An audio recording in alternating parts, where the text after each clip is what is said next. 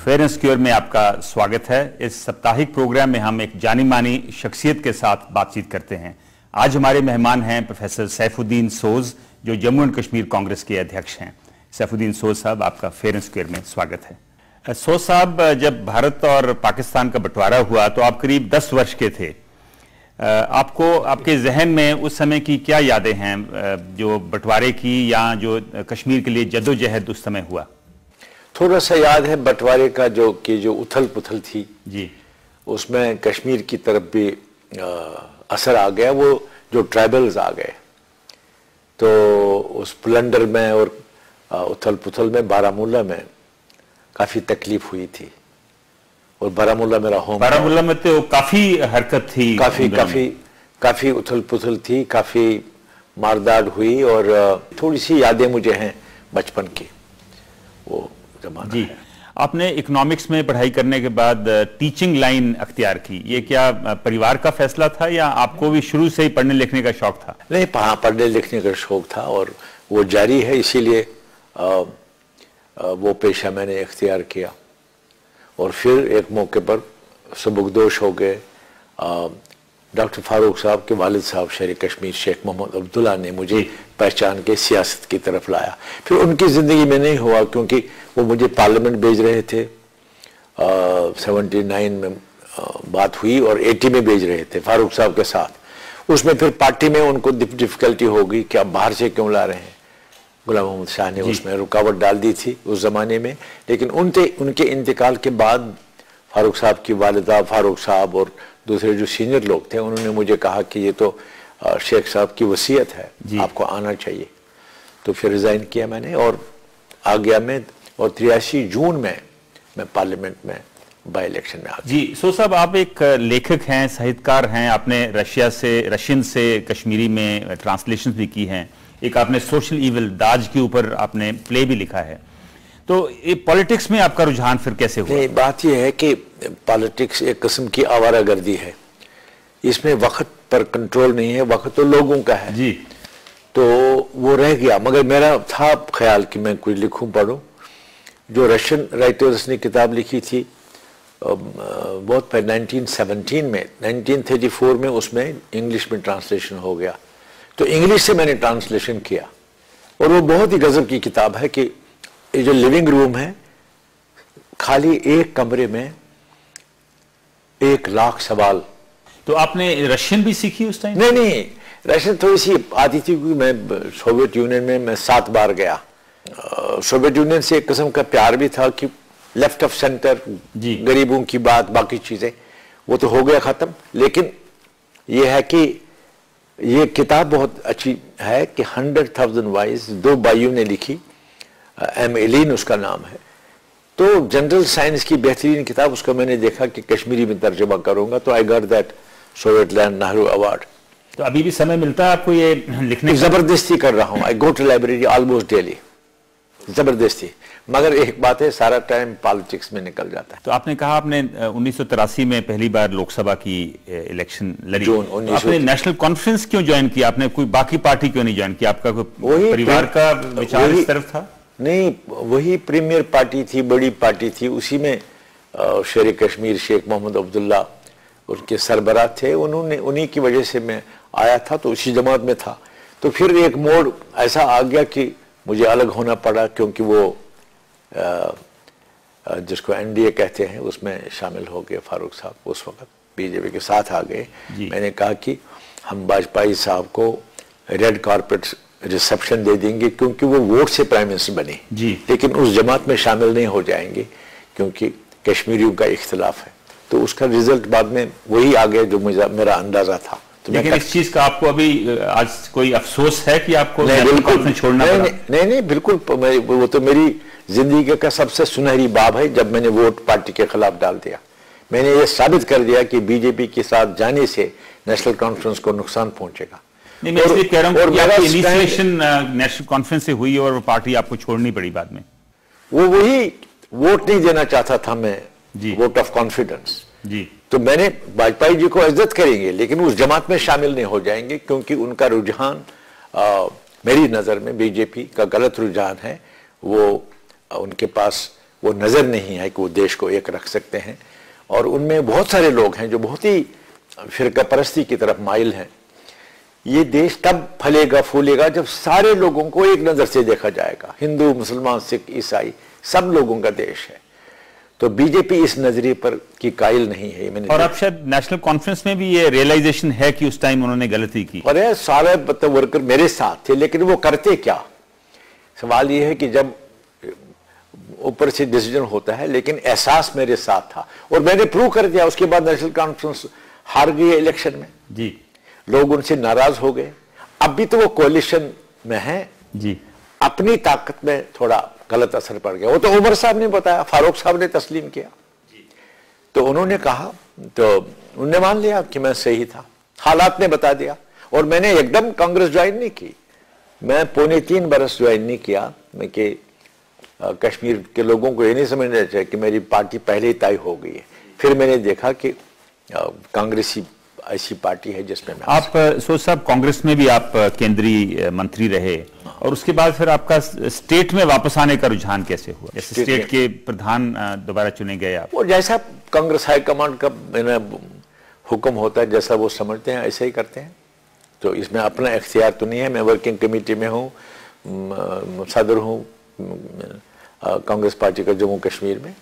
तो हमारी लीडर है सोनिया जी, वो जब उन्होंने महसूस किया कि होना चाहिए तो उनके हुक्म से मैं हो गया। सो साहब, आप पहले एक रीजनल पार्टी नेशनल कॉन्फ्रेंस में थे, अब आप उस पार्टी का हिस्सा है जहां माना जाता है कि इनर पार्टी डेमोक्रेसी नहीं है। आपको लगता है कि आप एक फ्री थिंकिंग इंसान हैं और आप एक गलत पार्टी में हैं? कभी लगता है आपको? नहीं, मुझे लगता है कि मुझको कोई गुटन नहीं है। मैंने देखा है सोनिया जी ऑटोक्रेटिक नहीं है। कोई लफ्ज कहेंगे कि बस फाइनल वही है, वो बहुत मशवरा करते हैं, बहुत सोच समझ के कदम उठाती हैं। इसलिए किसी के लिए कोई घुटन का माहौल नहीं है इस पार्टी में। भले ही हम ज्यादा एक्सप्लेन न कर पाए लोगों को कि डेमोक्रेसी है। प्रोफेसर सोज, इस समय जम्मू एंड कश्मीर में नेशनल कॉन्फ्रेंस और कांग्रेस की एक मिलीजुली सरकार है। आपको क्या लगता है कि लोग जो हैं वो उमर अब्दुल्ला के साथ खुश हैं? ये सवाल तो लोगों से पूछना चाहिए।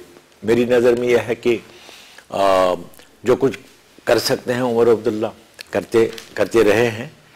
तो हम सारे लोग जो हैं, हम अवामी अदालत में हैं और सबसे बड़ी अदालत जो है वो है अवामी अदालत। आप बड़े जानकार हैं, आपको पता होगा कि हालात क्या हैं और कैसे हो रहा है। लेकिन मेरी नज़र में यह है कि कोalition चल सकती है अगर हम कोalition का धर्मा मानेंगे, उस पर अमल करेंगे, फाउल नहीं करेंगे तो कोalition चलेगी।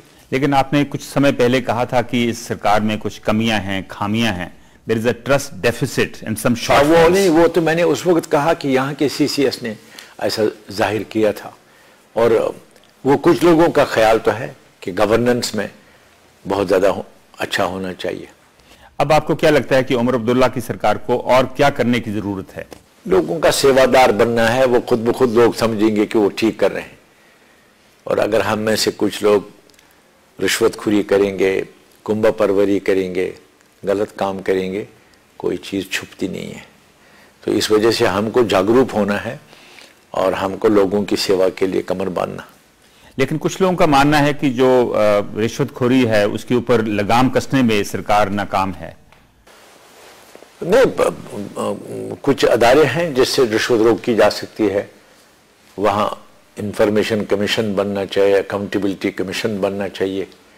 अकाउंटेबिलिटी कमीशन की जो फैसले हैं तो वो उनको तस्लीम किया जाना चाहिए।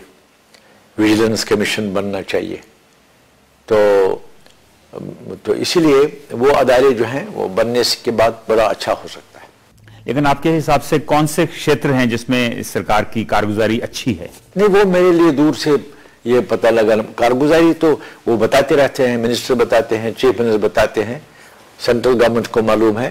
तो और सबसे बड़ी बात है अवाम खुद पहचानते। वो फारसी में है मुश्कानस की खुद भी बोयत, न कि अतार बोयत। खुशबू जो होती है वो खुद फैलती है। अतार जो इत्र बेचने वाला होता है वो नहीं बताता कि अच्छे इत्र है जी, तो उसकी खुशबू तो खुद ब खुद फैलती है। लेकिन सोच साहब, क्योंकि ये मिली जुली सरकार है नेशनल कॉन्फ्रेंस और कांग्रेस की, तो अगर आपने उमर अब्दुल्ला की सरकार को 10 में से नंबर देने हो तो कितने नंबर? नहीं, मैं नंबर देने वाला कौन हूं? मैं जब बात करता हूं पूरी कोalition की बात करता हूं, एक आदमी को जिम्मेदार नहीं ठहराता हूं। पिछले महीने आपने तारीफ की थी कि सरकार ने जो मिलिटेंट्स पाकिस्तान से वापस आ रहे हैं उनको सरकार रिहेबिलिटेट कर रही है। गवर्नमेंट ने वो डिसीजन लिया था जी, तो आपको ये लगता नहीं कि ये पॉलिसी जो है ये ब्लो हॉट ब्लो कोल्ड की पॉलिसी है कि सिक्योरिटी फोर्सेस तो उन लोगों को उनके खिलाफ है, उनको मारते हैं जो मिलिटेंट्स वापस आते हैं वहां से, लेकिन सरकार उनको रिहेबिलिटेट करती है? नहीं, देखिए ये एक इंसानी मसला है। मेरी जानकारी ये है कि ये अंधाधुंध नहीं आएंगे वहां से। वहां जो मिलिटेंट गए 22 बरस 23 बरस बहुत लंबा अरसा होता है, वो मान लीजिए 10 बरस के बच्चे भी गए, 15 बरस, वो बड़े जवान हो गए, उनकी शादियां हो गई, बच्चे हैं उनके। लेकिन एक बात है, कुछ टेररिस्ट ऐसे होते हैं जो फील्ड में कभी बचते नहीं हैं। टेररिस्ट की एक उम्र होती है, उसको मरना जरूरी है। और हमारे यहाँ मेरी आंखों के सामने जिन लोगों ने जुल्म किया वो बंदूक का ही शिकार हो गए। जिन फैमिलीज में नुकसान पहुंचा उनने बता दिया कि वो मर गया, कि एनकाउंटर में मर गया। लेकिन जो वहां रहे या यहां हैं मिलिटेंट, उनमें कुछ लोगों को एहसास है हमसे गलतियां हो गई, हमको पलट के अमन की तरफ आना चाहिए, चैन की तरफ आना चाहिए। ऐसे लोगों को मौका मिलना चाहिए। लेकिन जो शैतानी के काम में लगातार रहेंगे उनको चुन लिया जाना चाहिए, सजा होनी चाहिए, उनको यहां नहीं लाना चाहिए। तो इसलिए मरकजी सरकार को, जैसा मैंने होम मिनिस्टर साहब से जानकारी हासिल की, पूरी जांच पड़ताल के बाद आने देंगे। अगर वो समाज में रहना चाहते हैं, अगर मेन सिटी में रहना चाहते हैं, अगर वो सेपरेटिज्म में फिर रहना चाहते हैं तो उनको रोक होनी चाहिए। लेकिन सोच साहब, किसी ने कोशिश की है पता लगाने की कि लोग जाते क्यों वहां पे? कुछ लोग तो कहते थे कि जो सख्ती गवर्नर जगमोहन ने की उसकी वजह से काफी लोग चले गए। नहीं, देखिए जगमोहन की पॉलिसी गलत थी, उसमें शक नहीं है। आप डंडेबाजी से डिसिप्लिन करेंगे, वो यहां से गए थे, मैं सबक सिखाऊंगा। लोगों से बढ़कर कोई फौज लोगों की भावनाओं को वो खत्म नहीं कर सकती है। लोगों का जो होता है ना, मतलब सवाल है कि पीपल आर अबव एवरीथिंग। तो जगमोहन जी का स्टाइल गलत था, मगर मैं ये नहीं मानता कि सिर्फ उसी वजह से हो गया। पाकिस्तान ने गलत रास्ता इख्तियार किया, उन्होंने टेररिज्म को हवा दे दी। कश्मीर में तो लोगों को पता ही नहीं था बंदूक उठाना, चाकू नहीं होता था। तो इसकी जिम्मेदारी पाकिस्तान को हो। पाकिस्तान ने ये चलाया वहां टेररिज्म। और वही फारसी वाला कहता है, चाह कर रहा चादर पे, जो कुआं खोलता है वो उसी में खुद गिर जाता है। आज पाकिस्तान दहशतगर्दी के तूफान में टिमटिमाते हुए चिराग की तरह है। पाकिस्तान का वजूद खतरे में है। उनके कुछ मदरसों में यही चीज सिखाई जाती है, तंग नजरी, लश्कर तैयबा, जैश मोहम्मद। इन लोगों ने पाकिस्तान के वजूद को खतरे में डाल दिया है। ये वेस्ट को भी समझ आ गया। हिंदुस्तान को जेर नहीं कर सकता पाकिस्तान। हम तो फाइट करेंगे टेररिज्म को, लेकिन खुद पाकिस्तान को सोचना चाहिए कि टेररिज्म को फना हो जाना चाहिए। बातचीत से क्या चीज हल नहीं हो सकता, सारे मसलों का समाधान होगा जी। तो पाकिस्तान ने ये चलाया था कश्मीर में। लेकिन पाकिस्तान में कई सरकारें आई कई सालों से, उनमें से आपको लगता है कि कोई सरकार सिंसियर थी कश्मीर के मसले को रिजॉल्व करने में? नहीं, सबसे बड़ी बात यह है कि पाकिस्तान में पॉलिटिकल निज़ाम बहुत कमजोर है। जरदारी साहब हैं या आज के वजीर आज़म हैं गिलानी साहब, लेकिन पाकिस्तान में डेमोक्रेसी